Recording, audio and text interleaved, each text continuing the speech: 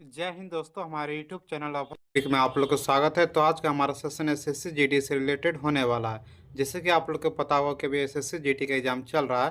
तो 4 फरवरी से लेकर 21 फरवरी तक जो भी क्वेश्चन पूछा गया है एसएससी जीडी में, तो मैं उसका फुल एनालिसिस कराने वाला हूँ। तो हमारी वीडियो को लास्ट तक जरूर देखिएगा। और यदि आप लोग का अभी तक एग्जाम नहीं हुआ तो हमारे चैनल को जरूर सब्सक्राइब करके रख लीजिएगा, क्योंकि मैं डेली जो कि एनालिसिस करवाने वाला हूँ एसएससी जीडी का। और आप लोग एनालिसिस जरूर कीजिए, इससे आप लोग को पता चलेगा कि किस लेवल का क्वेश्चन जो कि पूछा जा रहा है एग्जाम में, ताकि बहुत सब चैप्टर आप लोग पढ़कर अच्छे नंबर बढ़ा सकते हैं। तो चलिए आज का वीडियो में स्टार्ट करता हूँ। वीडियो पर लास्ट तक जरूर बने रहिएगा। भारतीय राष्ट्रीय कांग्रेस का स्थापना कब हुआ था? तो भारतीय राष्ट्रीय कांग्रेस का स्थापना जो कि 1885 ईस्वी में हुआ था। चलिए इससे रिलेटेड कुछ की पॉइंट देख लेता हूँ। सबसे पहला की पॉइंट है, भारतीय राष्ट्रीय कांग्रेस का स्थापना एलन ओक्टिवन ने किया था। किसने किया था? एलन ओक्टिवन ने जो कि भारतीय राष्ट्रीय कांग्रेस का स्थापना किया था। एलन ओक्टिवन ह्यूमस ह्यूम, वो ह्यूम इसको कहते हैं। ओ ए ओ ह्यूम आप लोग जानते हैं कि शॉर्टकट में इसको क्या कहते हैं? ए ओ ह्यूम। तो ए ओ ह्यूम आप लोग याद रखिएगा। लेकिन इसका जो कि यदि पूरे नाम क्या है तो एलन ओक्टियन ह्यूम है। तो आप लोग ए ओ ह्यूम याद रखिएगा। भारतीय राष्ट्रीय कांग्रेस का संस्थापक कौन था? तो ए ओ ह्यूम। चलिए उसका नेक्स्ट, ये किस लिए किया था? तो शिक्षित भारतीयों के बीच नागरिक और राजनीतिक संवाद का मंच बनाने के लिए भारतीय राष्ट्रीय कांग्रेस का स्थापना किया था। ये जो कि जो भी भारत के नौजवान थे, तो उसके लिए एक संघ बनाने के लिए जो कि भारतीय राष्ट्रीय कांग्रेस का स्थापना किए थे। और कब हुआ था भारतीय राष्ट्रीय कांग्रेस का स्थापना? तो 1885 ईस्वी में। और किसने किया था? तो ए ओ ह्यूम ने। ये क्वेश्चन याद रखिएगा, ए ओ ह्यूम वाला बहुत बार एग्जाम पूछा जाता है कि भारतीय राष्ट्रीय कांग्रेस का स्थापक कौन है। तो ये ए ओ ह्यूम है। ये सब क्वेश्चन बहुत बार एग्जाम पूछा गया। चलिए उसका अगला की पॉइंट है, दिसंबर 1885 में पार्टी की स्थापना के बाद व्योम चंद्र बनर्जी ने इसके पहले अध्यक्ष बने। ये भी क्वेश्चन देखिए बहुत ही इंपॉर्टेंट हो सकता है, इस पर एग्जाम पूछ दे कि भारतीय राष्ट्रीय कांग्रेस के पार्टी की स्थापना के बाद जो कि सबसे पहला जो कि अध्यक्ष कौन थे? तो व्योम चंद्र बनर्जी। कौन थे? व्योम चंद्र बनर्जी। ये भारतीय राष्ट्रीय कांग्रेस के पहले अध्यक्ष थे। कौन था? व्योम चंद्र बनर्जी। उसका नेक्स्ट की पॉइंट देख लेता, बहुत ये भी बहुत इंपॉर्टेंट है, हो सकता है इस पर एग्जाम पूछ दे। क्या क्वेश्चन है? भारतीय राष्ट्रीय कांग्रेस का वर्तमान अध्यक्ष जो कि मल्लिकार्जुन खड़गे है। कौन है भारतीय राष्ट्रीय कांग्रेस पार्टी के जो कि वर्तमान अध्यक्ष? मल्लिकार्जुन खड़गे। आप लोग याद रखिएगा, बहुत ही इंपॉर्टेंट क्वेश्चन ये सब। सो जो भी है ना, इससे इसी से रिलेटेड जो कि पूछा जाता है एग्जाम में, तो आप लोग ये सब क्वेश्चन करके जाइए, बहुत ही इंपॉर्टेंट है।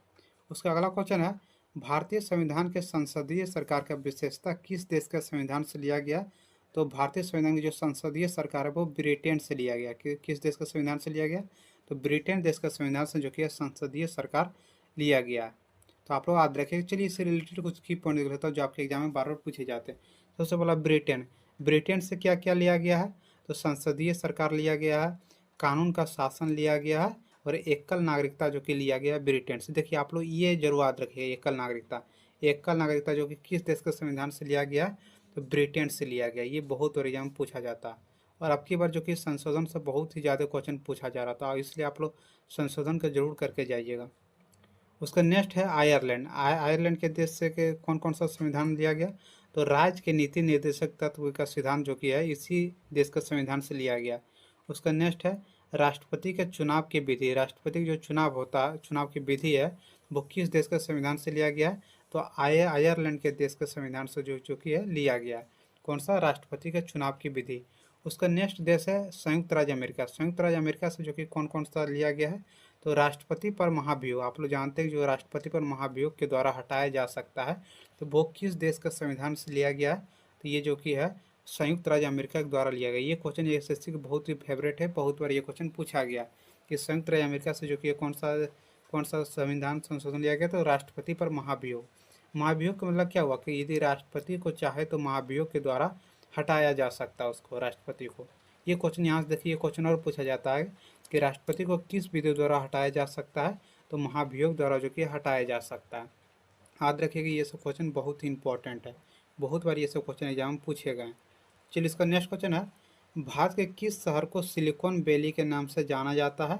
तो ये बेंगलुरु को जो कि भारत के सिलिकॉन वैली के नाम से जाना जाता है। किसको? तो बेंगलुरु को। याद रखिएगा, बहुत ही इंपॉर्टेंट क्वेश्चन है।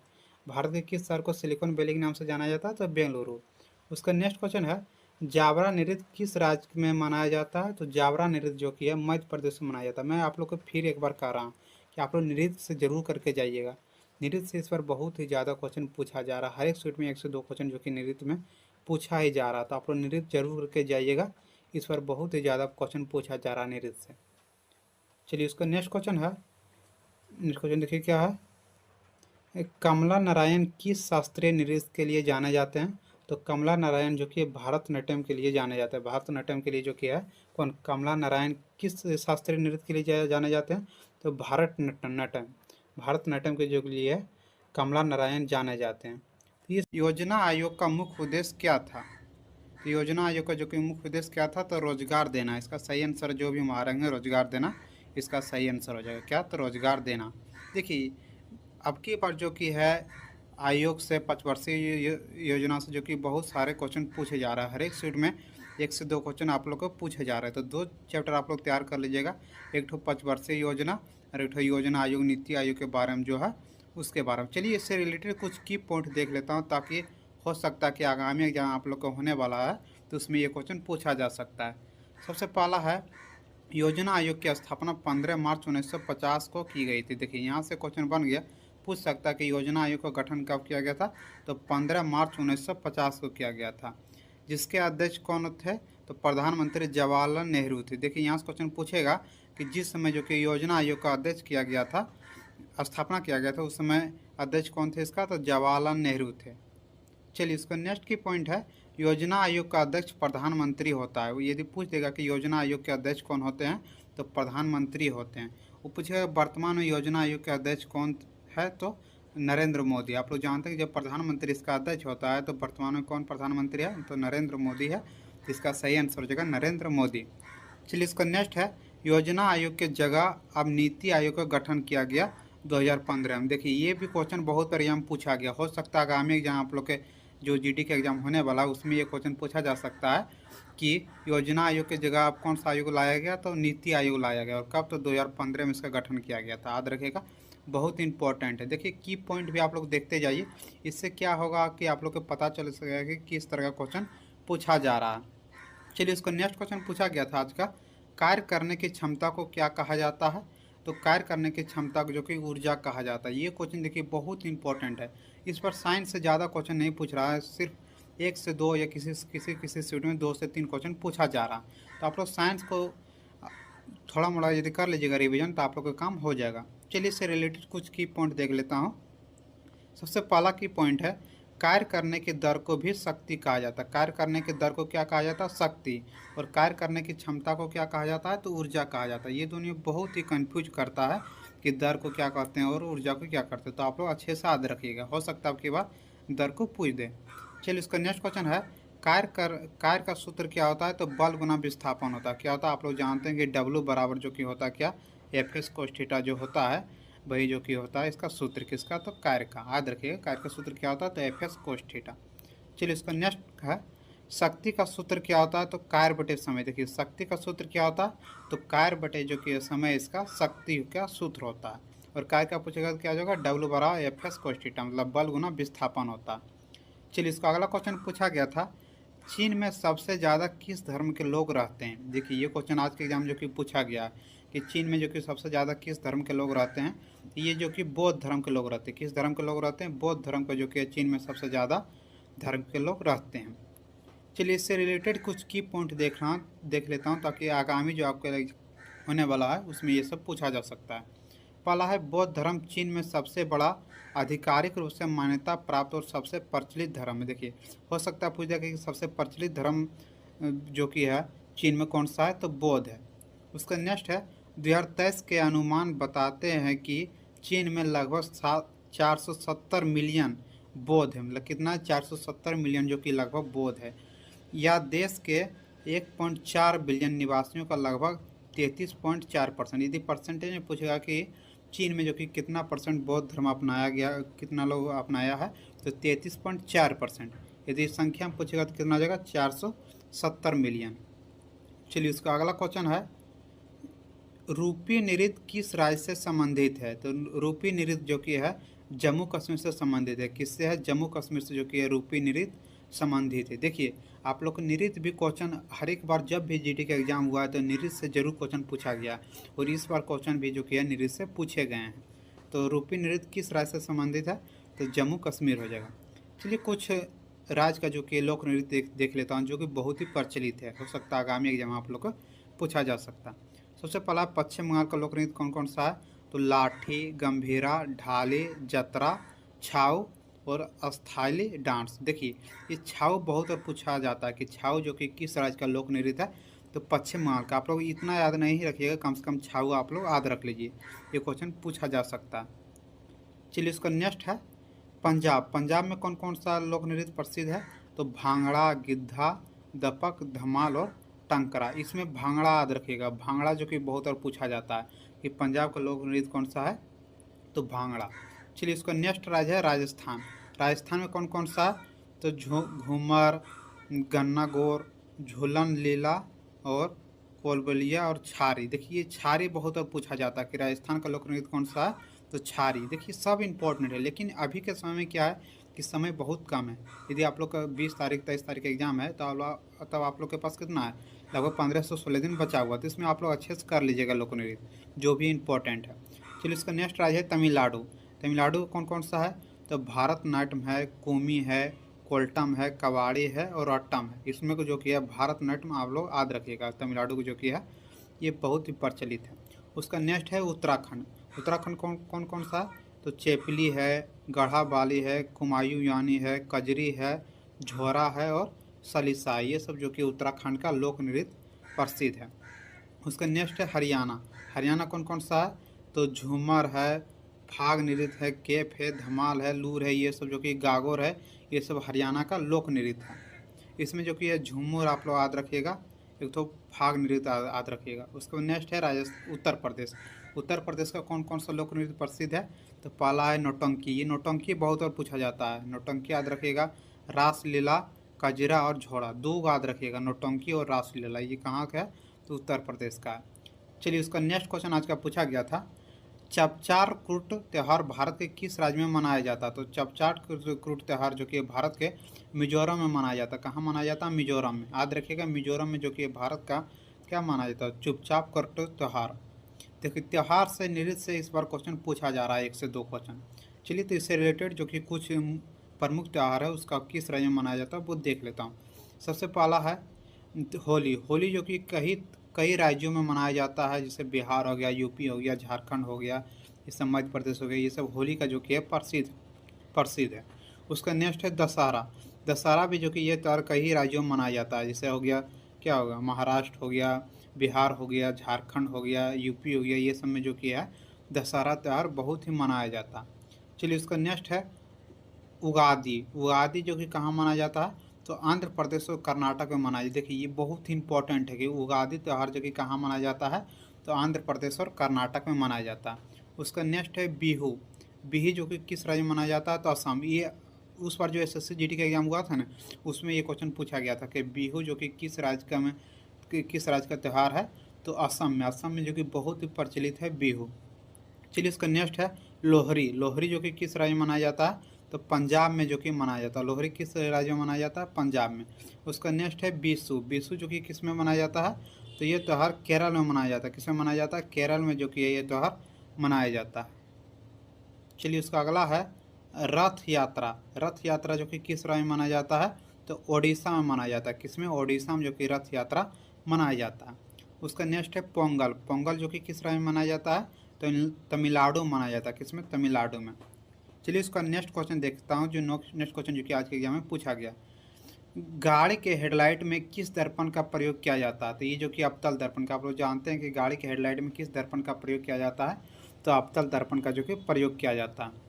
उसका नेक्स्ट है संविधान के भाग 3 में किसका उल्लेख है? तो संविधान के भाग 3 में जो कि है मौलिक अधिकारों का उल्लेख है। किसका उल्लेख है? मौलिक अधिकारों जो कि संविधान 3 में उल्लेख है। ये सब क्वेश्चन आज के एग्जाम में जो कि पूछा गया। चलिए उसका नेक्स्ट क्वेश्चन पूछा गया था, बादल कहाँ बनते हैं? तो बादल जो कि है वायुमंडल के झोप मंडल में बनते हैं। जो भी इसका आंसर मारेंगे झोप मंडल में, उसका आंसर सही है। बादल कहाँ बनते हैं? तो झोप मंडल में।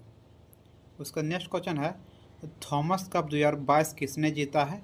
तो ये जो कि भारत जीता है, थॉमस कप 2022 किसने जीता है? तो भारत। जो भी आंसर आप लोग मान रहे होंगे भारत, उसका आंसर सही है भारत।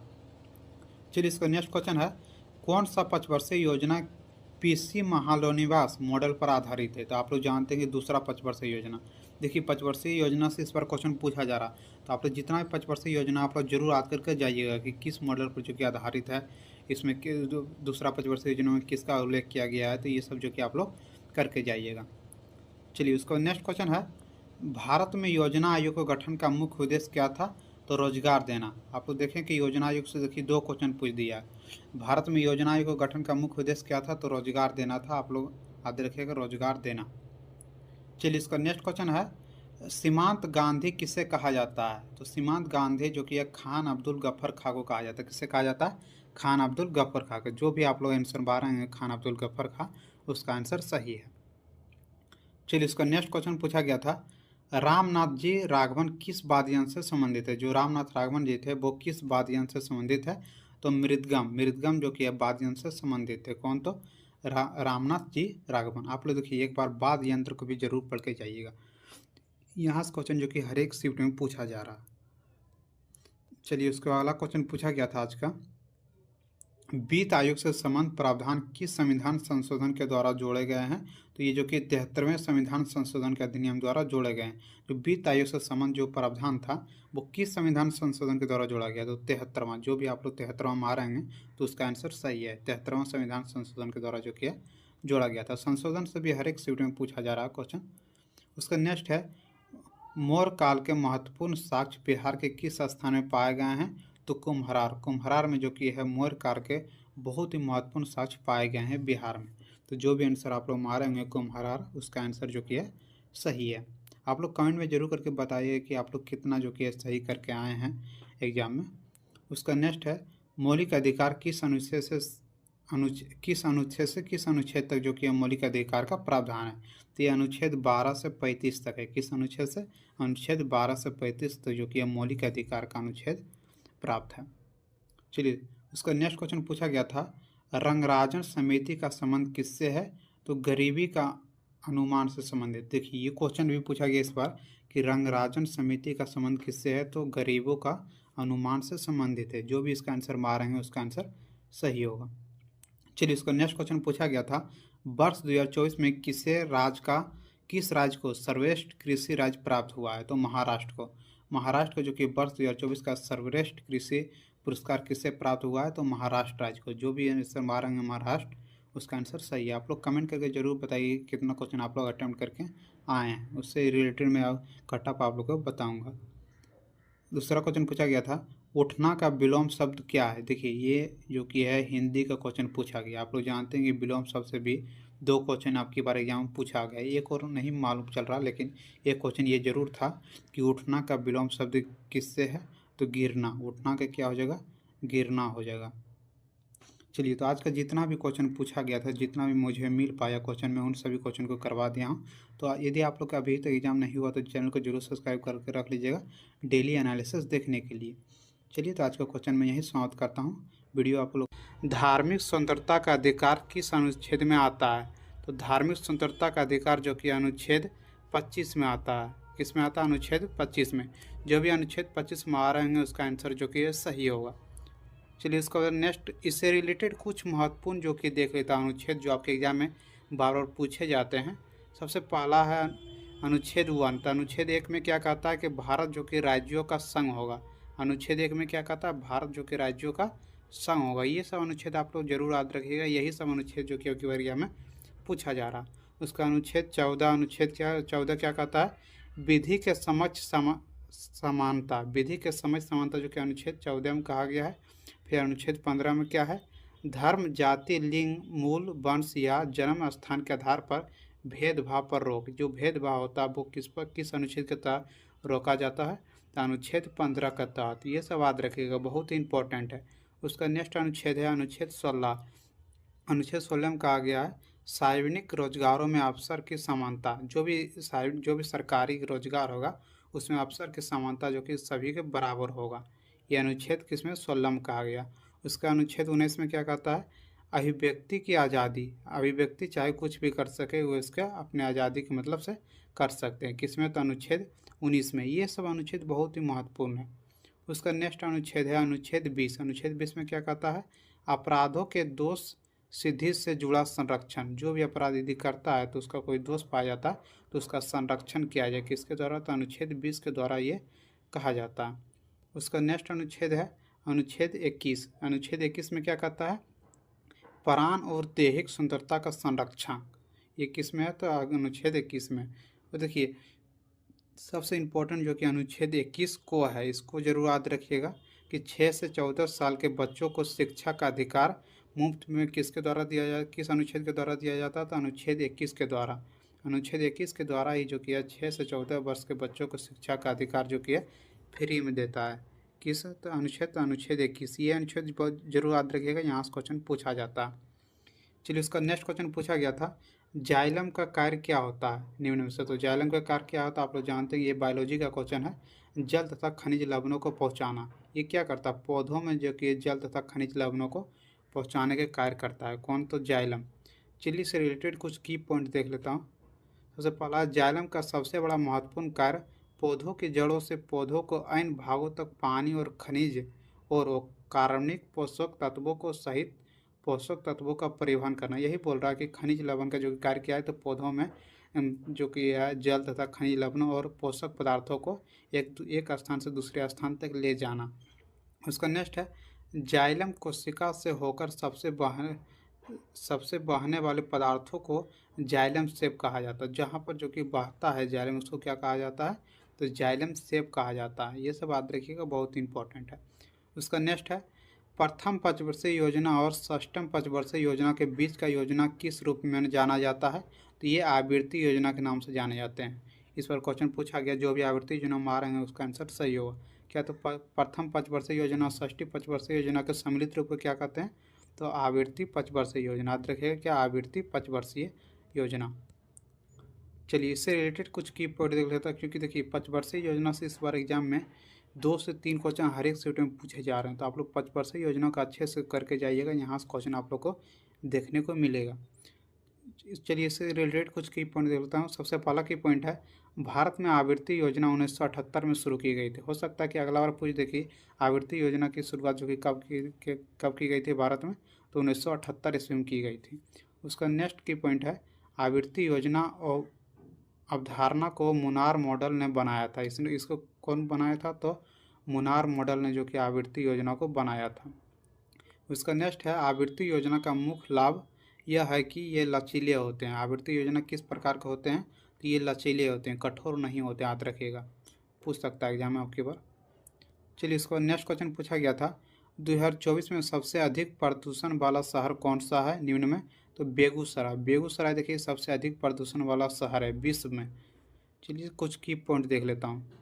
सबसे पहला की पॉइंट है, हनोई जो कि है वियतनाम की राजधानी के हाल ही में दुनिया का सबसे प्रदूषित शहर घोषित किया गया। देखिए आप लोग को जो ऑप्शन में जो दिया रहा है वही मारिएगा। देखिए ये वियतनाम भी सबसे प्रदूषित शहर है। उसका नई दिल्ली, देखिए नई दिल्ली भारत का सबसे प्रदूषित शहर है। भारत का यदि सबसे प्रदूषित शहर पूछेगा तो क्या हो जाएगा?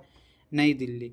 लेकिन हनोई जो कि विश्व का है, और एग्जाम ये जो कि है एग्जाम में जो हनोई ऑप्शन नहीं दिया हुआ था, बेगूसराय दिया हुआ था। पढ़िए बेगूसराय बारे में क्या कह रहा। बेगूसराय बिहार का शहर है और इसे भी दुनिया का सबसे प्रदूषित शहर में शामिल किया गया है। किसको? तो बेगूसराय को। यदि हनोई नहीं दिया रहा है तब क्या मारिएगा? बेगूसराय। चलिए उसके बाद नेक्स्ट क्वेश्चन पूछा गया था, वर्तमान में भारतीय संविधान में कितने अनुच्छेद है? तो वर्तमान में भारत में जो कि है 448 अनुच्छेद है। आप लोग सोचते हैं कि 395 अनुच्छेद, तो देखिए ये 395 मूल संविधान में जो कि 395 अनुच्छेद है, लेकिन हर एक संशोधन में जो कि एक क्या होता है अनुच्छेद बढ़ जाता है। तो अभी तक 100 अनुच्छेद 100 से प्लस हो चुका है और इसमें 448 जो कि अनुच्छेद कुल हो चुके हैं। यदि मूल संविधान में पूछ देगा तो 395 और ऐसे यदि पूछेगा तो 448। उसका चलिए इससे रिलेटेड कुछ की पॉइंट दे लेता हूँ। सबसे पहला है, संविधान के मूल पाठ में 22 भागों और 8 अनुसूचियों में 395 अनुच्छेद शामिल है। कितने अनुच्छेद शामिल है? 395 अनुच्छेद। लेकिन यदि मूल संविधान में नहीं देखे, यदि इसी तरह पूछ दे तो कितना होगा? 448। उसका नेक्स्ट की पॉइंट है, संविधान भारत का सर्वोच्च कानून है। संविधान क्या है? भारत का जो कि सर्वोच्च कानून कौन सा है? तो संविधान है। संविधान से बड़ा जो कि कोई भारत में कानून नहीं है। उसका नेक्स्ट की पॉइंट है, भारत का संविधान दुनिया का सबसे बड़ा संविधान है। दुनिया का सबसे बड़ा संविधान कौन सा है? तो भारत का संविधान है। उसका नेक्स्ट की पॉइंट है, भारतीय संविधान 26 जनवरी 1950 को लागू किया गया था। देखिए ये क्वेश्चन पूछ सकता है आगे कि भारतीय संविधान को कब लागू किया गया था? तो 26 जनवरी 1950 को। ये सब क्वेश्चन याद रखिएगा, बहुत ही इंपॉर्टेंट है, बहुत बार एग्जाम पूछा जाता। चलिए उसका नेक्स्ट क्वेश्चन पूछा गया था, खो खो चैंपियनशिप 2023-24 का फाइनल किस स्टेडियम में आयोजित किए गए थे? ये इंदौर गांधी इंडोर स्टेडियम जानते हैं आप लोग, नई दिल्ली में है। इसी में जो कि खो खो चैंपियनशिप 2023-24 का स्टेडियम आयोजित किए गए थे। किस स्टेडियम में?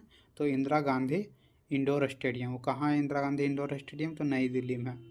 जो भी इसका आंसर मारेंगे उसका आंसर सही होगा। चलिए इसका नेक्स्ट क्वेश्चन पूछा गया था, मुख्यमंत्री बाल आशीर्वाद योजना का इसका मुख्यालय किसके नाम पर घोषित किया गया? जो मुख्यमंत्री बाल आशीर्वाद योजना हो वो इसका मुख्यालय जो कि किसके नाम पर घोषित किया गया? तो बाल विकास के ऊपर। किसके ऊपर? बाल विकास के ऊपर। इसी टाइप का कुछ क्वेश्चन था लेकिन इसका आंसर बाल विकास के ऊपर होता। आप लोग देख लीजिएगा कि इसका आंसर, इसका क्वेश्चन क्या था मूल रूप से। क्वेश्चन इसी तरह था। उसको नेक्स्ट क्वेश्चन पूछा गया था, 2011 के जनगणना के अनुसार भारत का जनसंख्या घनत्व कितना है? तो 382 प्रति वर्ग किलोमीटर है। 2011 की जनगणना के अनुसार जनसंख्या घनत्व क्या है भारत का? तो 382 प्रति वर्ग किलोमीटर, मतलब 1 किलोमीटर के अंतर्गत जो कि 382 लोग रहते हैं भारत में। उसका नेक्स्ट है, इसका की पॉइंट कुछ देख लेता हूँ जो आपके एग्जाम बार बार पूछे जाते हैं। पहला 2011 के जनगणना के अनुसार 382 भारत की जनसंख्या का घनत्व था। कितना था? 382 जो कि जनसंख्या घनत्व था, जो आपको आप लोग बताए हैं पहले। उसको देखिए नेक्स्ट की पॉइंट है, जनगणना 2011 भारत के 15वें जनगणना है और आज़ादी के बाद 7वीं। देखिए यदि पूछेगा कि जनगणना जो 2011 में हुआ था वो भारत का क्यामा जनगणना है?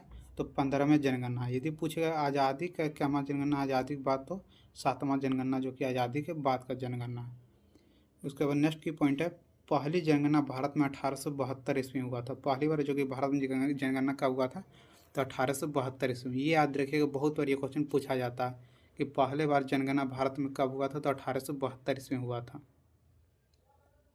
चलिए इसका नेक्स्ट क्वेश्चन पूछा गया था, फिल्म RR के लेखक कौन है? आप लोग देखेंगे कि जो फिल्म RR है उसका लेखक कौन है?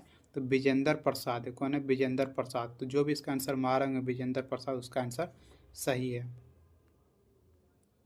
चलिए उसका नेक्स्ट क्वेश्चन पूछा गया था आज का, 2011 के जनगणना के अनुसार भारत में सबसे कम बाल लिंगानुपात वाला राज्य कौन सा है? तो बाल लिंगानुपात वाला राज्य जो कि हरियाणा है। सबसे कम लिंगानुपात बाल वाला कौन सा है?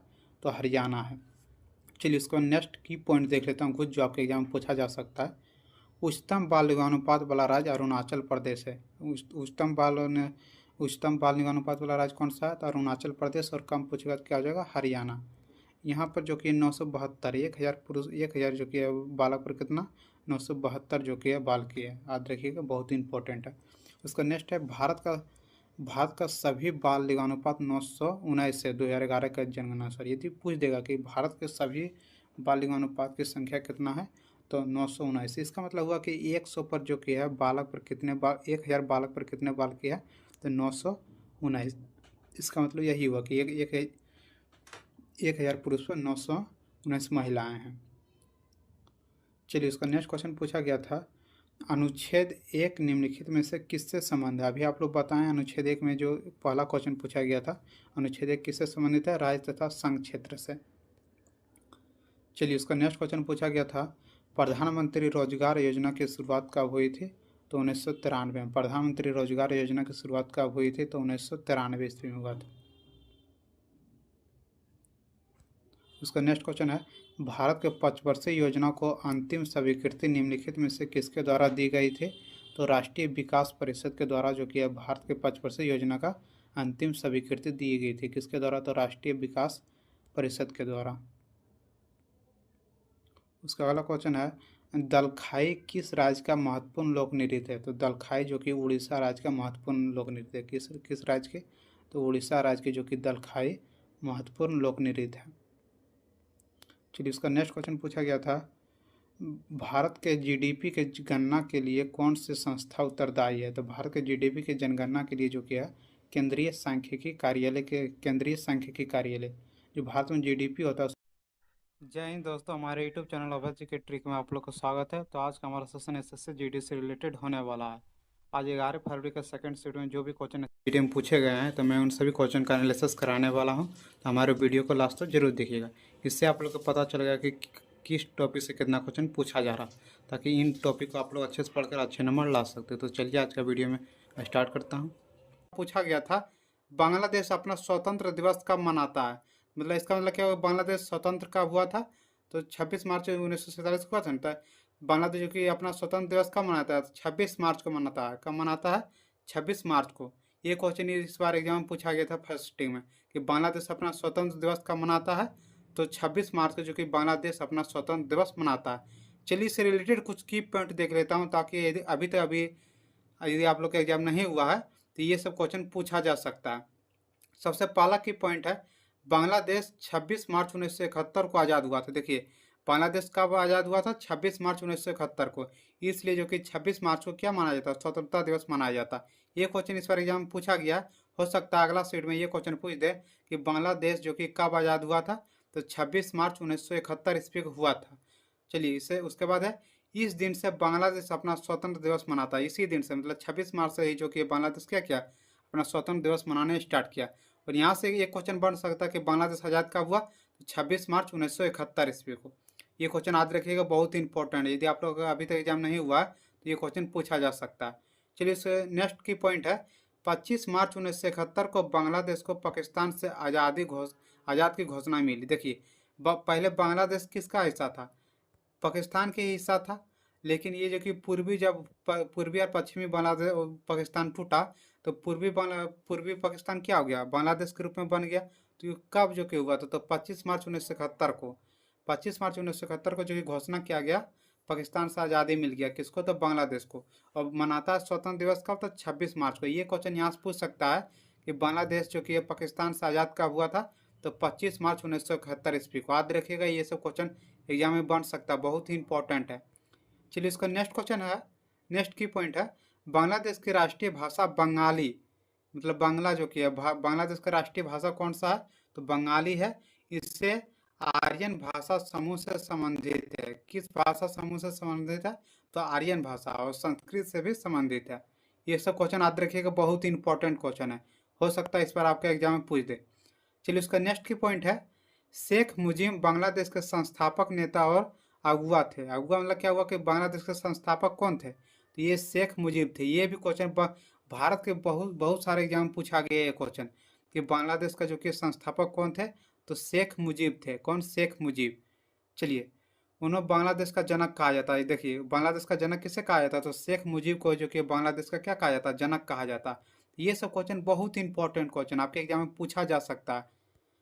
चलिए उसका नेक्स्ट क्वेश्चन पूछा गया था आज का, किस वेद में सबसे पुरानी वेद संस्कृति के बारे में जानकारी दी गई? तो सबसे पुरानी संस्कृति के बारे में जो कि ऋग वेद में दिया गया। आप लोग जानते हैं कि सबसे जो कि है पुरानी वेद कौन सा है? तो ऋग वेद है। और ऋग वेद में ही पुरानी वेद संस्कृति के बारे में जानकारी दिया गया है। तो ये क्वेश्चन जो कि आज का आप लोग के एग्जाम में पूछा गया था। और आप लोग कमेंट करके जरूर बताइएगा, जो भी एग्जाम देख रहे हैं, कि ये सब क्वेश्चन आप लोग के एग्जाम में पूछा गया है नहीं। मैं क्वेश्चन कहाँ से करवाता हूँ? जो आप लोग एग्जाम दे के निकलते हैं और जो कमेंट करते हैं कि ये सब क्वेश्चन आज का पूछा गया था, तो मैं उसका ये एनालिसिस करवाता हूँ। तो आप लोग जरूर कमेंट करके बताइए कि ये सब क्वेश्चन आज के एग्जाम में पूछा गया था या नहीं।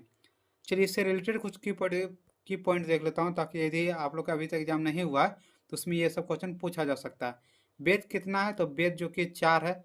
सबसे पहला है ऋग वेद, दूसरा है यजुर्वेद, तीसरा है सामवेद और चौथा है अथर्ववेद। उसका नेक्स्ट की पॉइंट है, ऋग्वेद सबसे प्राचीन तथा प्रथम वेद है। देखिए ये क्वेश्चन आप लोग को पहले बताए थे, सबसे प्राचीन वेद कौन सा है? ऋग्वेद। और यहाँ से क्वेश्चन और पूछ सकता है कि सबसे प्रथम वेद कौन सा है? तो सबसे प्रथम वेद भी जो कि ऋग्वेद है, और सबसे प्राचीन वेद भी जो ऋग्वेद है। ये सब क्वेश्चन याद रखिएगा, बहुत ही इंपॉर्टेंट क्वेश्चन है, बहुत बार ये सब क्वेश्चन है एग्जाम पूछा जाता है। उसका नेक्स्ट की पॉइंट है, साम वेद इस वेद का प्रमुख विषय उपासना है। देखिए यहाँ से क्वेश्चन पूछा जाता है कि उपासना जो कि किस वेद का सबसे प्रमुख विषय है? तो किस वेद का हो जाएगा? साम वेद का। साम वेद का जो कि सबसे प्रमुख विषय कौन सा हो जाएगा? तो उपासना। याद रखिएगा, बहुत इंपॉर्टेंट क्वेश्चन, बहुत बार एग्जाम में पूछा गया। चलिए उसके बाद नेक्स्ट क्वेश्चन पूछा गया था आज का, गरबा किस राज्य का लोक नृत्य। देखिए आप लोग को मैं कल है बताया था ना, जो एमटीएस का मैं करवा रहा था प्रैक्टिस सेट, उसमें ये क्वेश्चन बताए थे कि गरबा किस राज्य का लोक नृत्य है, तो गुजरात का। गो से गुजरात, गो से गरबा। आप लोग को मैं कल ट्रिक से बता रहे थे कि गो से गुजरात, गो से गरबा। तो गरबा जो कि किस राज्य का लोक नृत्य है, तो गुजरात का है। देखिए आप लोग को मैं पहले भी बताया हूँ कि नृत्य से इस बार क्वेश्चन पूछा जा रहा है। हर एक सीट में जो कि नृत्य से ये क्वेश्चन पूछे जा रहे हैं, तो आप लोग नृत्य करके जरूर जाइए। यहाँ से क्वेश्चन बहुत सारे एग्जाम में क्वेश्चन बन रहा था, आप लोग जरूर करके जाइएगा नृत्य का। चलिए इससे रिलेटेड कुछ की पॉइंट देख लेता हूँ, जो ताकि आपके एग्जाम में जो होने वाला है इसमें ये सब क्वेश्चन पूछा जा सकता है। सबसे पहला असम। असम का लोक नृत्य कौन कौन सा है, बिहू है, बिछुआ है और नागा नृत्य है। इसमें दो याद रखिएगा, असम का लोक नृत्य एक बिहू और दूसरा नागा नृत्य। ये दोनों क्वेश्चन बहुत एग्जाम पूछा गया। उसका नेक्स्ट राज्य है उत्तर प्रदेश। उत्तर प्रदेश का कौन कौन सा है, पहला है नौटंकी, दूसरा है रासलीला, तीसरा है काजरी। काजरी और नौटंकी जो कि बहुत बार पूछा गया कि उत्तर प्रदेश का लोक नृत्य कौन सा है, तो नौटंकी, रासलीला और क्या है, काजरी। उसका नेक्स्ट है राजस्थान। राजस्थान का लोक नृत्य कौन कौन सा है, तो झूलन लीला। उसका नेक्स्ट है घूमर, दूसरा है क्या, ननी पानीहारी। पनिहारी, देखिए पनिहारी वाला बहुत बार एग्जाम पूछा गया कि राजस्थान का लोक नृत्य कौन सा है, तो पनिहारी, झूलन और लीला, घूमर। ये सब क्वेश्चन याद रखिएगा, बहुत इंपॉर्टेंट क्वेश्चन है। चलिए इसका नेक्स्ट राज्य है गुजरात। देखिए यहीं से क्वेश्चन पूछा गया, गुजरात। गुजरात का कौन कौन सा लोक नृत्य है, तो गरबा और डांडिया। डांडिया याद रखिएगा, डांडिया पहले पूछ दिया एमटीएस के एग्जाम में, तो इस बार गरबा पूछा है। तो ये इसी नृत्य से क्वेश्चन पूछा जा रहा है, आप लोग नृत्य करके जरूर जाइए। उसका नेक्स्ट राज्य है बिहार। बिहार में कौन कौन सा है, तो जटा जटिन और विदेशिया। ये दोनों जो कि बिहार का लोक नृत्य प्रमुख माना जाता है। कौन कौन सा, जटा जटिन और विदेशिया, जो कि बिहार का प्रमुख लोक नृत्य है। उसका नेक्स्ट है तमिलनाडु। तमिलनाडु का लोक नृत्य कौन सा है, तो करगट्टम। ये भी बहुत इंपॉर्टेंट है, याद रखिएगा, ये क्वेश्चन हो सकता है अगला सीट में पूछ दे कि तमिलनाडु का लोक नृत्य कौन सा है, तो करगट्टम, जो कि तमिलनाडु का लोक नृत्य है। चलिए उसका नेक्स्ट क्वेश्चन पूछा गया था, पंडित रविशंकर किस वाद्य यंत्र से संबंधित है, तो पंडित रविशंकर जो कि है सितार से संबंधित है। किससे है, सितार से। पूछेगा पंडित रविशंकर किस वाद्य यंत्र से संबंधित है, तो सितार से संबंधित है। चलिए कुछ की पॉइंट देख लेता हूँ जो आपके एग्जाम के लिए बहुत इंपॉर्टेंट है। यदि आप लोग का अभी तक एग्जाम नहीं हुआ है तो उसमें ये सब क्वेश्चन पूछा जा सकता है। सबसे पहला की पॉइंट है हरिप्रसाद चौरसिया। हरिप्रसाद चौरसिया किस वाद्य यंत्र से संबंधित है, तो बांसुरी। बांसुरी के लिए कौन प्रसिद्ध है, तो हरिप्रसाद चौरसिया। याद रखेगा, बहुत इंपॉर्टेंट है। उसका नेक्स्ट है पंडित रविशंकर। पंडित रविशंकर जो कि किससे संबंधित है, तो सितार से संबंधित है। सितार वाद्य यंत्र बजाने के लिए कौन प्रसिद्ध है, तो पंडित रविशंकर। चलिए इसका नेक्स्ट है पंडित राम रामायण। पंडित राम रामायण का कौन है वाद्य यंत्र, कौन सा बजाता है, तो सारंगी। सारंगी के लिए कौन प्रसिद्ध है, तो जो कि है पंडित राम रामायण। कौन है, तो सारंगी के लिए। उसका नेक्स्ट है असद अली खान। असद अली खान कौन सा वाद्य यंत्र बजाते हैं, तो रुद्र बीना। रुद्र बीना बजाने के लिए कौन प्रसिद्ध है, तो असद अली खान। ये सब जितना भी मैं बता रहा हूँ की पॉइंट, ये सब आप लोग करके जाइए, एग्जाम में यही से क्वेश्चन पूछा जाएगा। चलिए उसका नेक्स्ट क्वेश्चन पूछा गया था, चाणक्य का दूसरा नाम क्या था, तो चाणक्य का दूसरा नाम क्या था, विष्णुगुप्त। विष्णुगुप्त जो कि चाणक्य का दूसरा नाम था। देखिए और जो जो इसका उपनाम था मैं उन सभी को भी करवा दिया हूँ। सबसे पहला की पॉइंट है कौटिल्य, चाणक्य और विष्णुगुप्त। इसका कौन कौन सा नाम था, तो कौटिल्य, चाणक्य और विष्णुगुप्त। यहाँ से भी क्वेश्चन पूछा जाता, कौटिल्य वाला भी बहुत बार एग्जाम पूछा गया। तो क्या हो जाएगा, कौटिल्य, चाणक्य और विष्णुगुप्त। चलिए उसका नेक्स्ट की पॉइंट है इन्हें चाणक्य नाम अपने गुरु चाणक्य से प्राप्त हुआ था। पूछेगा कि चाणक्य को जो कि है किसके नाम से उसका चाणक्य नाम पड़ा था, तो चाणक्य के नाम से। चाणक्य कौन था, तो उसका गुरु था। यहाँ से क्वेश्चन पूछा जाता है कि चाणक्य के गुरु का नाम क्या है, तो चनक है। याद रखिएगा, बहुत इंपॉर्टेंट है। उसका नेक्स्ट की पॉइंट है अर्थशास्त्र चाणक्य द्वारा रचित संस्था का प्रसिद्ध ग्रंथ है। देखिए यहाँ से क्वेश्चन और पूछा जाता है कि अर्थशास्त्र जो कि अर्थशास्त्र रचित कौन है, तो ये चंद्रगुप्त है। याद रखिएगा, चाणक्य जो किया है क्या है, अर्थशास्त्र रचयिता है। इसके अंदर जो किया है राज व्यवस्था, कृषि, न्याय, इसी सब के बारे में जानकारी दिया गया है। जो अर्थशास्त्र जो कि लेखक कौन है, तो चंद्रगुप्त, चाणक्य है। उसका नेक्स्ट क्वेश्चन पूछा गया था केंद्र की खोज सबसे पहले किसने की थे, तो केंद्र की खोज जो कि सबसे पहले रॉबर्ट ब्राउन ने किया था। किसने किया था, रॉबर्ट ब्राउन ने। ये क्वेश्चन जीव विज्ञान से पूछा गया कि केंद्र की खोज सबसे पहले किसने की? रॉबर्ट ब्राउन ने की। चलिए कुछ की पॉइंट देख लेता हूँ जो आपके एग्जाम के लिए बहुत ही इंपॉर्टेंट है। सबसे पहला की पॉइंट है, रॉबर्ट हुक ने 1665 में कोशिका की खोज की थी। बोलेगा रॉबर्ट हुक ने कोशिका की खोज कब की थी? तो 1665 ईस्वी में जो कि कोशिका की खोज की थी रॉबर्ट हुक ने। उसका नेक्स्ट की पॉइंट है, कोशिका के वैज्ञानिक अध्ययन की शाखा को साइटोलॉजी कहा जाता है। पूछेगा कोशिका के जो कि है वैज्ञानिक अध्ययन को क्या कहा जाता है? तो साइटोलॉजी कहा जाता है। चलिए उसका नेक्स्ट की पॉइंट है, कोशिका का पावर हाउस माइटोकॉन्ड्रिया को कहा जाता है। बोलेगा कोशिका का पावर हाउस किसे कहा जाता है? तो माइटोकॉन्ड्रिया की। ये क्वेश्चन तो हर एक एग्जाम पूछा गया कि कोशिका का पावर हाउस किसे कहा जाता है? तो माइटोकॉन्ड्रिया को कहा जाता है। उसका नेक्स्ट की पॉइंट है, माइटोकॉन्ड्रिया की खोज अल्टमैन ने किया था। बोलेगा माइटोकॉन्ड्रिया की खोज किसने किया था? तो अल्टमैन ने किया था। उसका नेक्स्ट की पॉइंट है, कोशिका में प्रोटीन का फैक्ट्री राइबोसोम को कहा जाता है। देखिए ये बहुत इंपॉर्टेंट है। बोलेगा कोशिका में प्रोटीन का फैक्ट्री किसे कहा जाता है? तो राइबोसोम को जो कि कोशिका में प्रोटीन का फैक्ट्री कहा जाता है। चलिए इसका नेक्स्ट क्वेश्चन है आज का, शरीर का वजन कहाँ अधिकतम होता है? तो पृथ्वी के ध्रुव पर जो कि है शरीर का वजन अधिकतम होता है। आप लोग याद रखिएगा, बहुत इंपॉर्टेंट क्वेश्चन, इस बार क्वेश्चन पूछा गया SSC MTS के। तो चलिए जितना भी अभी तक मुझे क्वेश्चन मिल सका मैं सभी क्वेश्चन का एनालिसिस करवा दिया हूँ। जिस तरह मुझे क्वेश्चन मिलते रहेगा मैं सभी क्वेश्चन का एनालिसिस करवाते रहूँगा। यदि आप लोग का अभी तक SSC MTS का एग्जाम नहीं हुआ है तो हमारे चैनल को जरूर सब्सक्राइब करके रख लीजिएगा। यहाँ पर मैं जितना भी एग्जाम होगा मैं सभी का एनालिसिस कराने वाला हूँ। इससे आप लोग अच्छे नंबर ला सकते हैं कि समझ करके किस टॉपिक से कितना क्वेश्चन पूछा जा रहा है।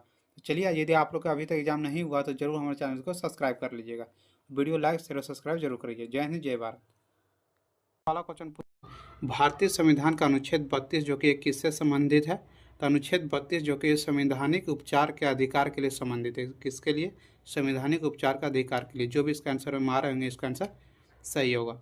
चलिए इससे रिलेटेड कुछ महत्वपूर्ण अनुच्छेद देख लेता हूँ जो आपके एग्जाम में बार बार पूछे जाते हैं। सबसे पहला अनुच्छेद 1 क्या है?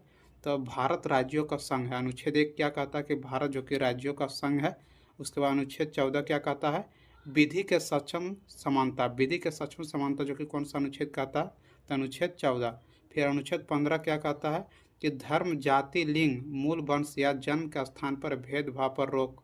भेदभाव पर जो रोक कौन सा अनुच्छेद है? तो अनुच्छेद 15। उसका अनुच्छेद 16 क्या है? सार्वजनिक रोजगारों में अवसर की समानता। ये अनुच्छेद 16 में। अनुच्छेद 19 में क्या है? अभिव्यक्ति का आज़ादी। अभिव्यक्ति का आज़ादी जो कि किस अनुच्छेद में है? तो अनुच्छेद 19 में। उसका अनुच्छेद 20 में क्या है? अपराधों के दोष सिंधु से जुड़ा संरक्षण। ये जो कि अनुच्छेद 20 में। उसका अनुच्छेद 21 में प्राण और दैहिक स्वतंत्रता का संरक्षण। इसमें ये अनुच्छेद किस में है? तो अनुच्छेद 21 में। फिर अनुच्छेद 21 क में क्या है? तो 6 से 14 साल के बच्चों को शिक्षा का अधिकार जो कि किस में दिया हुआ है? तो अनुच्छेद 21 क में। ये सब अनुच्छेद जो कि महत्वपूर्ण है, बार बार एग्जाम में पूछे जाते हैं।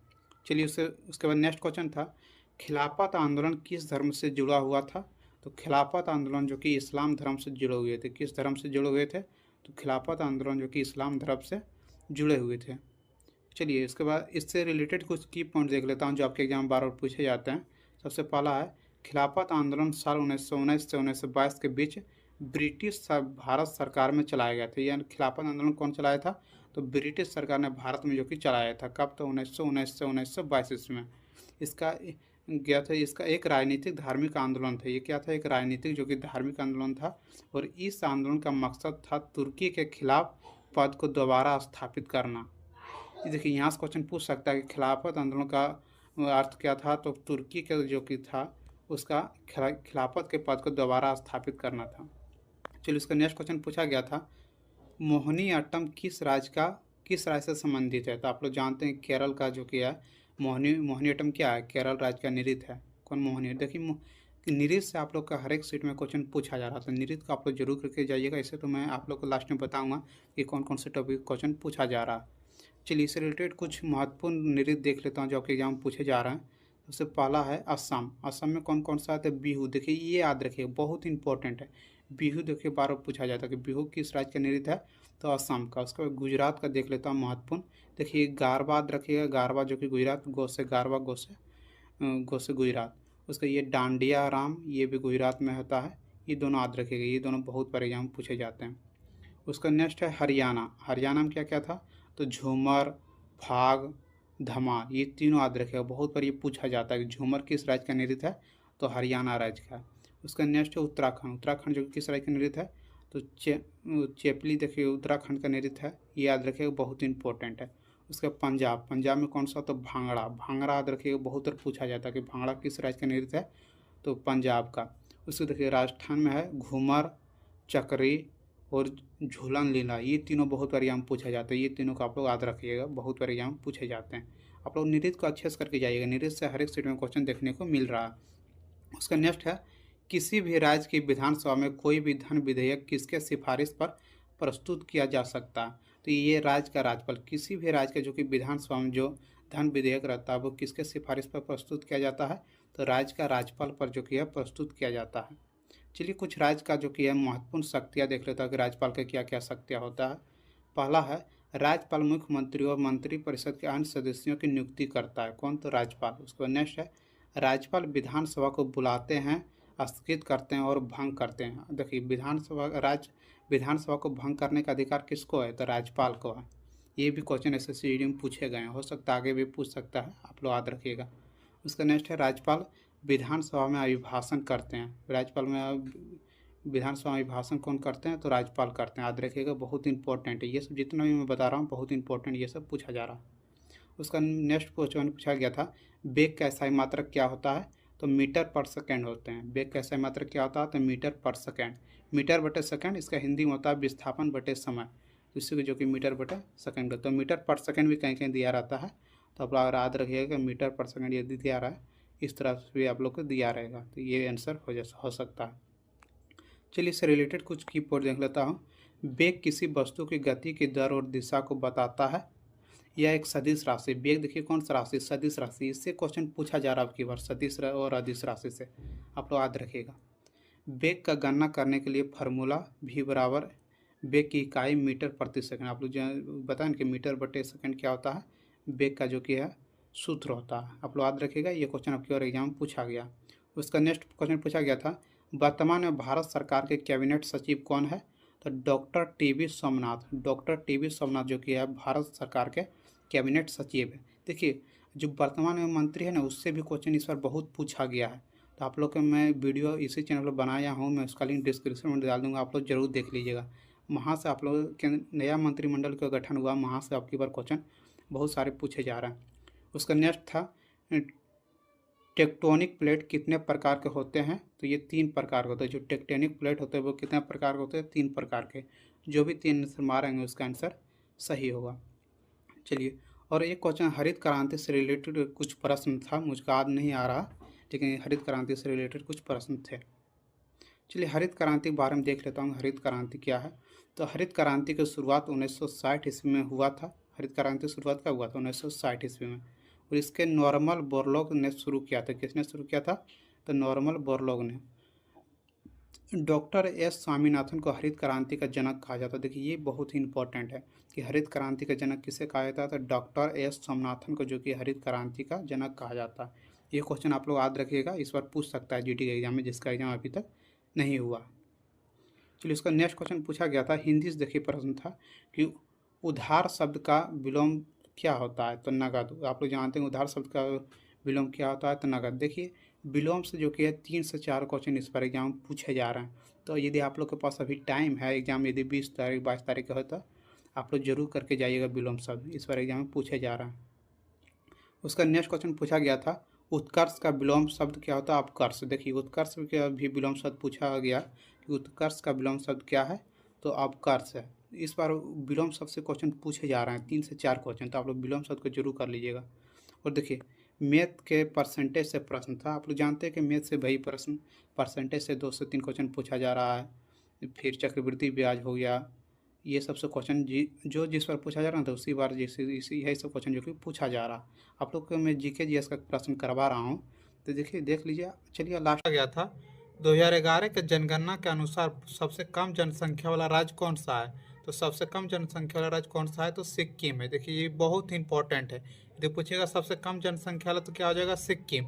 यदि यहीं पर पूछता कि सबसे अधिक जनसंख्या वाला राज्य कौन सा है 2011 के जनगणना के अनुसार, तो इसका आंसर सही हो जाएगा यूपी। यूपी जो कि है सबसे अधिक जनसंख्या वाला राज्य है 2011 के जनगणना के अनुसार सबसे कम कौन सा हो जाएगा, सिक्किम हो जाएगा। ये देखिए अब की बार जो किया जनगणना से 1 से 2 क्वेश्चन हर एक सीट में पूछा जा रहा है, तो आप लोग जनगणना को अच्छे से तैयार कर लीजिएगा, यहाँ से आप लोग का क्वेश्चन पूछा जा रहा है। चलिए उसका नेक्स्ट क्वेश्चन पूछा गया था, प्रथम पंचवर्षीय योजना का मुख्य उद्देश्य क्या था। जो प्रथम पंचवर्षीय योजना था उसका मुख्य उद्देश्य क्या था, इसका सही आंसर हो जाएगा कृषि विकास करना। जो प्रथम पंचवर्षीय योजना था उसका मुख्य उद्देश्य था कृषि को जो कि है विकास करना ही प्रथम पंचवर्षीय योजना का उद्देश्य था। देखिए पंचवर्षीय योजना से भी क्वेश्चन पूछा जा रहा है, आप लोग को कल भी करवाए में दोनों सीट में एक क्वेश्चन पूछा जा रहा था। पहला सीट में क्या क्वेश्चन था कि दूसरा पंचवर्षीय योजना का मुख्य उद्देश्य क्या था। देखिए अब की बार क्या पूछा है कि प्रथम पंचवर्षीय योजना का मुख्य उद्देश्य क्या है, तो इसका सही आंसर क्या जाएगा, कृषि विकास। तो आप लोग योजनाओं को भी अच्छे से पढ़ लीजिएगा, जो भी 5 ईयर्स जो प्लान रहता है उसको अच्छे से पढ़ लीजिएगा। चलिए इसका नेक्स्ट क्वेश्चन पूछा गया था, किस अनुच्छेद में ग्राम पंचायत में ग्राम सभा का गठन का प्रावधान है। तो ये अनुच्छेद 243 ए में, आप लोग जानते हैं जो ग्राम पंचायत होता है उसमें ग्राम सभा का गठन किया जाता है। तो किस अनुच्छेद के तहत, तो 243 ए अनुच्छेद के तहत जो कि है पंचायत में ग्राम सभा का गठन किया जाता है। तो आप लोग देखिए पॉलिटिक्स भी क्वेश्चन पूछा जा रहा है, 1 से 2 क्वेश्चन जो कि आप लोग को 3-4 क्वेश्चन मिल रहा है पॉलिटिक्स से देखने के लिए, तो आप लोग पॉलिटी भी कर लीजिएगा। पॉलिटी बहुत ही इंपॉर्टेंट हो गया क्योंकि अब की बार जो कि क्वेश्चन इससे पूछा जा रहा है। साइंस का वेटेज बहुत कम है, लेकिन ये सब कर लीजिएगा, जीके जीएस का बहुत ही पूछा जा रहा है। उसका नेक्स्ट क्वेश्चन था, हल्दा त्यौहार भारत के किस राज्य में मनाया जाता है। तो हल्दा त्यौहार जो कि भारत के हिमाचल प्रदेश में मनाया जाता है। कहाँ मनाया जाता है, हिमाचल प्रदेश में जो कि हल्दा त्यौहार मनाया जाता है। देखिए त्यौहार से जरूर क्वेश्चन पूछा जा रहा है, कल भी आप लोगों को करवाएं तो उसमें भी एक त्यौहार था। तो अब आप लोग को कल जो कि की पॉइंट जो करवाया ना कि कौन सा राज्य का जो कि त्यौहार क्या है, तो उसी में से ये क्वेश्चन देखिए आज पूछा जा रहा है कि हिमाचल प्रदेश का त्यौहार कौन सा है। तो हल्दा हल्दा जो कि किस राज्य का प्रमुख त्यौहार है, तो हिमाचल प्रदेश का। तो आप लोग वो वीडियो देख लीजिएगा, बहुत इंपॉर्टेंट है, और त्यौहार भी कर लीजिएगा, निरित हो गया त्यौहार हो गया, इससे क्वेश्चन जो कि पूछा जा रहा है। चलिए इसका नेक्स्ट क्वेश्चन पूछा गया था, निम्नलिखित में से कौन सा कार्यपालिका का कार्य नहीं होता है। कार्यपालिका का कार्य कौन सा नहीं होता, तो मुख्य न्यायाधीश, न्यायाधीश देना जो कि कार्यपालिका का कार्य नहीं होता है। याद रखिएगा ये क्वेश्चन भी इस बार पूछा गया है कि कार्यपालिका का कार्य कौन सा नहीं होता है, तो मुख्य न्यायाधीश, मतलब न्यायाधीश देना जो कि है कार्यपालिका का कार्य क्या होता है, नहीं होता। तो याद रखिएगा बहुत इंपॉर्टेंट है, ये सब क्वेश्चन पूछा जा रहा।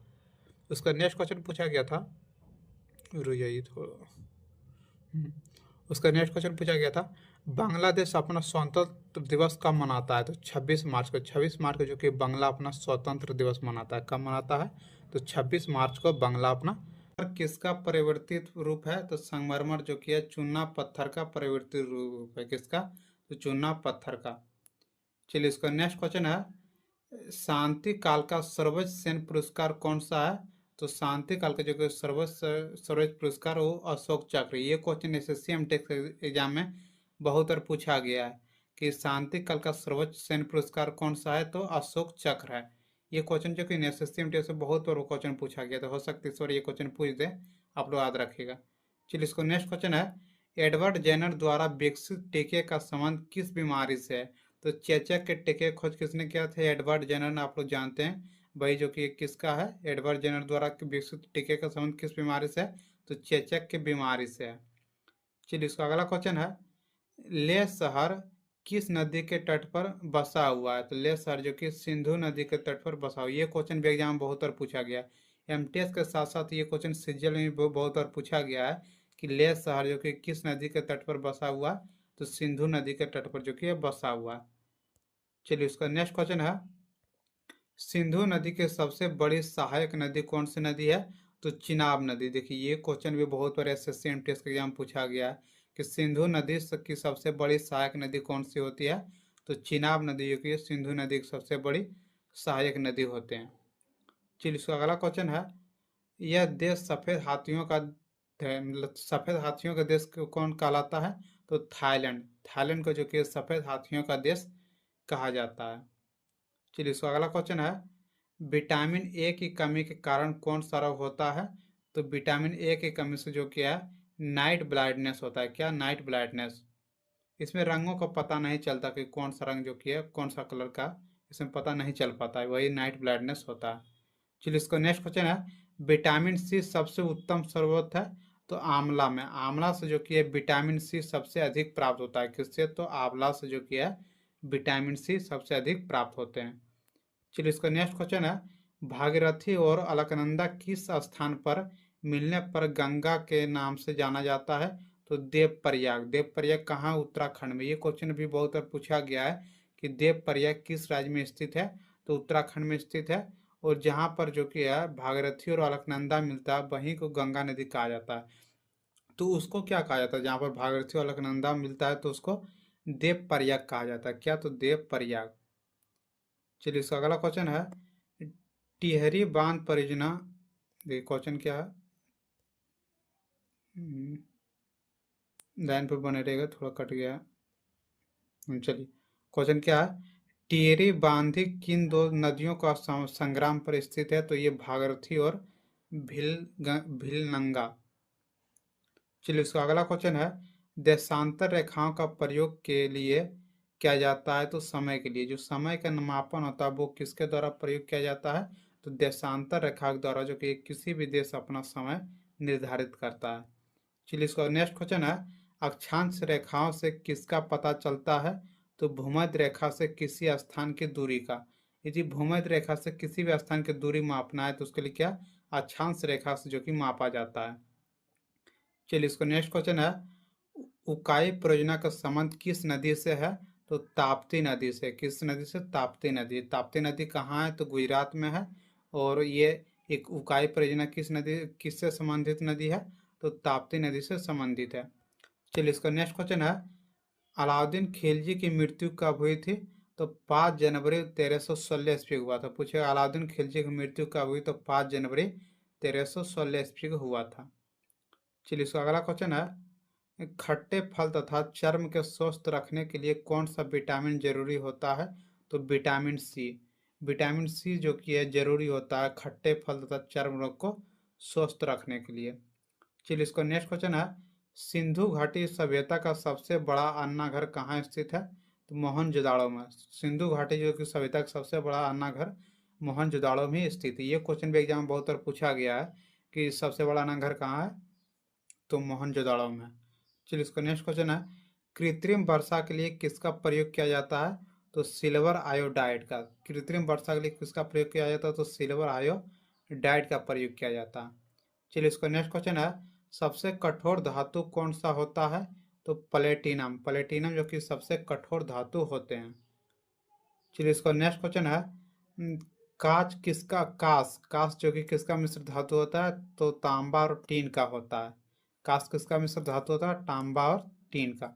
चलिए इसका अगला क्वेश्चन है, ताप का एसआई मात्रक क्या होता है? तो केल्विन। ताप का जो कि एसआई मात्रक क्या होता है? केल्विन होता है। उसका नेक्स्ट क्वेश्चन है, दाब बढ़ाने पर बर्फ का गलनांक क्या होता है? तो घटता है। जब बढ़ता है तो बर्फ का गलनांक क्या होता है? घट जाता है।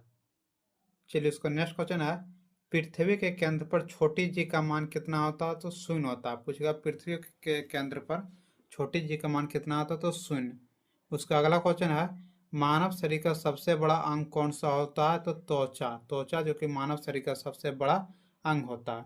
उसका अगला क्वेश्चन है, कार्य करने के दर क्या कहलाता है? तो शक्ति कहलाता है। कार्य करने का दर जो कि क्या कहलाता है? शक्ति। और कार्य करने की क्षमता क्या कहलाता है? तो ऊर्जा। यदि क्षमता पूछेगा ऊर्जा और दर पूछेगा तो क्या हो जाएगा? शक्ति। चलिए उसका नेक्स्ट क्वेश्चन है, समुद्र जल में सर्वाधिक मात्रा में पाए जाने वाले लवण कौन सा है? तो सोडियम क्लोराइड है। उसका अगला क्वेश्चन है, दूध का पीला रंग किसके कारण होता है? तो ये देखिए यहाँ पर न्यूटन लिखा गया है। दूध का पीला रंग किसके कारण होता है? इलेक्ट्रिक के कारण होता है। उसका अगला क्वेश्चन है, शुद्ध जल का पीएच मान कितना होता है? तो 7। 7 जो कि शुद्ध जल का पीएच मान होते हैं। चलिए इसका अगला क्वेश्चन है, कोशिका की खोज किसने की थी? तो रॉबर्ट हुक ने किया था। उसका अगला क्वेश्चन है, आत्महत्या की थैली किसे कहा जाता है? तो लाइसोसोम को जो कि आत्महत्या की थैली कहा जाता है। उसका नेक्स्ट क्वेश्चन है, किसी भी जीवधारा में लिंग का संरक्षण किसके कारण होता है? तो पुरुष के कारण होता है लिंग का संरक्षण। तो चलिए आज का